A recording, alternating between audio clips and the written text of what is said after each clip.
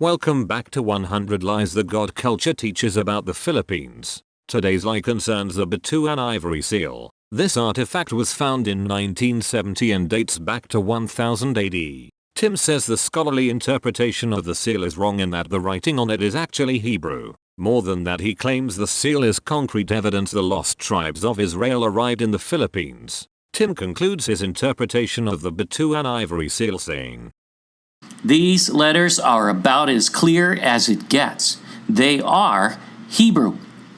So what does all of this mean?" Again, read right to left. The Rechabites, who live in tents in the land of creation as the Zadok priests, where the scattered tribes are yoked at the ends of the earth. Wow, dude. This is awesome and concrete evidence, we believe, that the lost tribes arrived in the Philippines. Despite Tim's conviction that the Butuan Ivory Seal has Hebrew writing and as concrete evidence the lost tribes of Israel arrived in the Philippines, he does not mention this tidbit in his book The Search for King Solomon's Treasure. There is only a single picture of the seal on page 157. It is important to note that in this video Tim admits he is not a linguist. We are not linguists, nor do we care to be.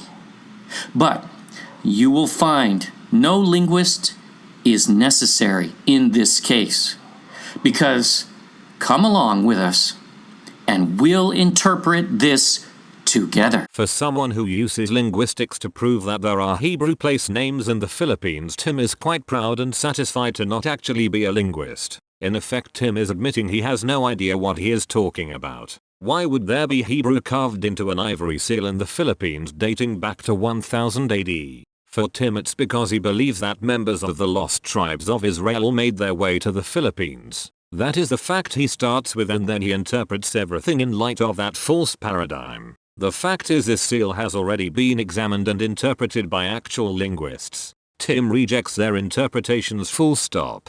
Are we crazy? Can we actually claim to have deciphered the writing on the Butuan Ivory Seal as we do in the intro? Well, we do indeed, with all confidence, because all of these years, we believe the professors and scholars have been using the wrong language. They don't know any better. It's okay. But you and I do. According to the National Museum of the Philippines Dutch linguist Antoon Postma, the script on the seal is stylized Kawi and translates as Butban, which is the same as Butuan.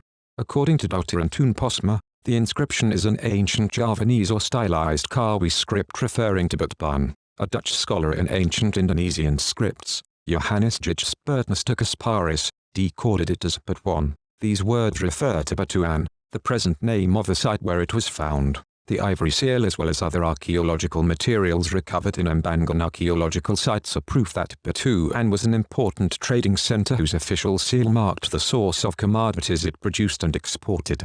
It is a rather straightforward interpretation, but Tim rejects it by asking the following question.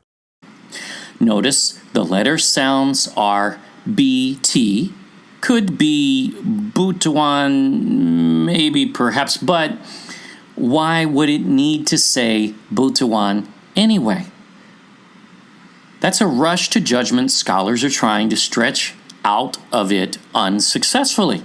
None of them have proven that it says that for a reason.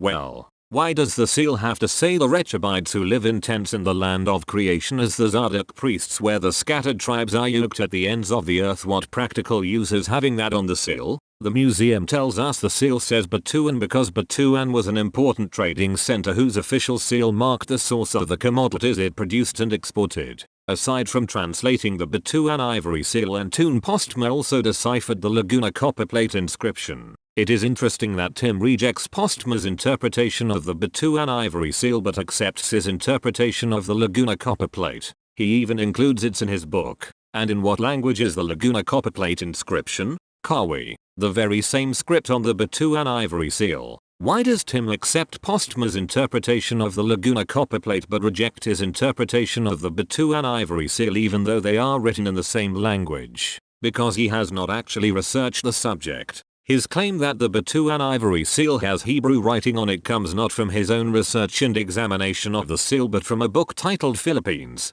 Ivory Wed. And I do. We read a book a while ago and have picked it back up again recently from one of our viewers. It's called Philippines I Thee Wed, which is a beautiful way to describe the relationship between the lost tribes and the ecclesia, the bride of Messiah, as scripture references many times over. And we have found a former name, in fact, of the Philippines. This is going to blow you away. That is actually Hebrew as well. And we will share this soon. Not in this video, but one of the upcoming ones. And you're going to love it because it ties to all of this as well. The book makes outrageous claims that Philippines might actually be Ophir, maybe even the Garden of Eden, and the location of the lost tribes. Can you imagine that? Obviously, This book does not give an interpretation of the writing on the seal. That stems wholly from Tim's imagination. But the idea that the seal has any Hebrew is something Tim lifted directly from this book. It is simply not true that the Butuan Ivory Seal has Hebrew writing on it. It is in Kawi the same as the Laguna copperplate inscription. Both have been translated by Antun Posma who, unlike Tim, was an actual linguist. The fact that Tim is unaware that Antun Posma deciphered both the Laguna copperplate inscription and the Butuan Ivory Seal using the same language is more evidence of his poor research skills. The claim that the Butuan Ivory Seal has Hebrew writing on it is just one more lie Timothy J. Schwab teaches about the Philippines.